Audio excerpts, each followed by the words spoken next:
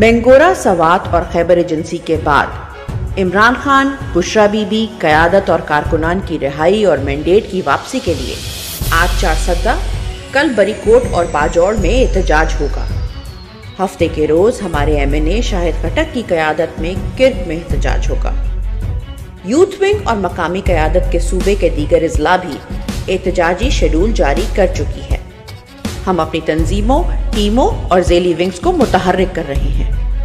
Core committee Khan صاحب کی اجازت سے جب بھی لانگ مارچ، دھرنے یا احتجاجی تحریک کی فائنل کال جاری کرتی ہے، ہم تیار ملیں گے۔ میری وکلا قیادت سے درخواست ہے کہ اب تو اعلیٰ عدلیہ کے جج صاحبان اپنی زندگیاں داؤ پر لگا کر حقائق سامنے لے آئے ہیں۔ عمران خان، بشرا بی بی اور تحریک انصاف کی قیادت کے خلاف فیصلے کس دباؤ کے تحت آئے؟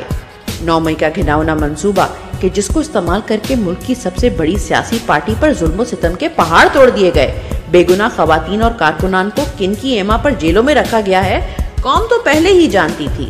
اب اس پر ملک کی اعلیٰ عدالت کے جج صاحبان کی گواہی کی صورت میں مہر تصدیق بھی ثبت ہو گئی ہے۔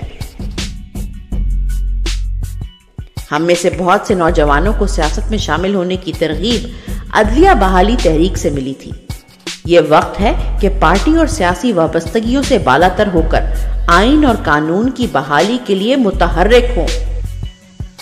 میں آپ کو باور کراتا ہوں کہ ISF، Tehreek Insaf youth wing اور پاکستانی قوم آپ کے شانہ بشانہ کھڑی ہوگی۔ قدرت بار بار آپ کو موقع دے رہی ہے کہ اگر کوئی یہ سمجھتا ہے کہ اس کی خاموشی اس کی بقا کی ضامن ہے تو یہ اس کی خام خیالی ہے۔ جو افریت اس ملک پر قابض ہے اس کے منہ کو خون لگ چکا ہے۔ آج نہیں تو کل باری سب کی آئے گی، بلا تفریق آئے گی۔ خدارا اپنی وفاداریوں کا مرکز پاکستان کو رکھیں۔ ریاست کے نام پر پاکستان کی شہرت پر پنجے گاڑے بیٹھی افریت کو نہیں۔